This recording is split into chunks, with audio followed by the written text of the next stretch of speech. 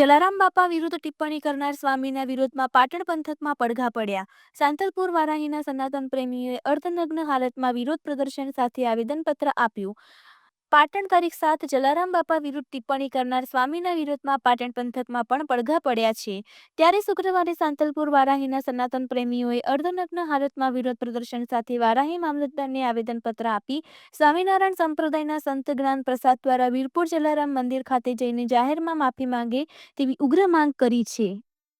Okay, હવે બોલો। જ્ઞાન પ્રકાશ સ્વામીને કદાચ એ ખબર રહી હોય, કુદરતના દરવાજે વાણી અને પાણીનો હિસાબ આપવો પડે છે। એમણે જલારામ બાપાની બાબતે જે કંઈ વાણી વિલાસ કર્યો એ સનાતન ધર્મને અને સનાતન સંતને દુઃખ પહોંચે તેવું તેમનું નિવેદન રહ્યું છે। તેથી એ વીરપુરમાં આવી અને જલારામ બાપાની માફી માગે। ઠક્કર સમાજ અને જલારામ ભક્ત સમાજ આનાથી નારાજ થયો છે। એમની ધાર્મિક લાગણી દુભાણી છે, હૃદયને ઠેસ પહોંચી છે, એટલે એમને માફી માગવી જોઈએ અને નમતું જોખવું જોઈએ। જો નમતું નહીં જોખે તો હજુ આંદોલનને વધુ વેગવંતું બનાવીશું તેની હું તેમને આ મીડિયાના માધ્યમથી જાણ કરું છું। આજ રોજ અમે વારાહી મામલતદાર ઓફિસે જ્ઞાન પ્રકાશ જે અમારા જલા બાપા માટે જે ટિપ્પણી કરી છે એ સખત શબ્દોમાં આજે વખોડીએ છીએ અને આવા સંતોને એમના ધર્મના જે ગુરુ હોય એમને આવા લોકોને કાઢી મેળવા જોઈએ। આવી અમારી સખત માગણી છે અને જલારામ વીરપુર જઈ અને લિખિતમાં માફી માગે તો જ અમે માફી આપી શકીએ, નકર આને માફી ના મળે। અને આવા ઘણીવાર અવારનવાર એ લોકો હનુમાનજી વિશે બીજા વિશે બોલતા હોય, એટલે આવું ના બોલે અને હિન્દુ સમાજમાં ખોટા બે ફાંટિયા ના પડે એના માટે અમે ખૂબ દુઃખી છીએ અને જલા બાપાની માફી માગે એ જ અમારી અરજ। અસ્તુ, જય જલારામ।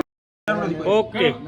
આથી અમો સમગ્ર સનાતનીઓ તથા રઘુવંશી સમાજ વારાહી અને સાંતલપુર તાલુકો સ્વામી જ્ઞાન પ્રકાશજી જે સ્વામિનારાયણના સંતે સુરત આમરોલીમાં પૂજ્ય જલારામ બાપા વિશે ખોટી ટિપ્પણી કરી, બિલકુલ ખોટી વાર્તા ઘડી અને તમને કહું સમગ્ર સમાજ સનાતની સમાજનું જે એમ કે અપમાન કર્યું છે અને એ અપમાનના દુઃખને કારણે અમે આજ રોજ મામલતદાર કચેરી વારી ખાતે એ વિષયનું સખત વિરોધ કરતો આવેદનપત્ર આપ્યું છે।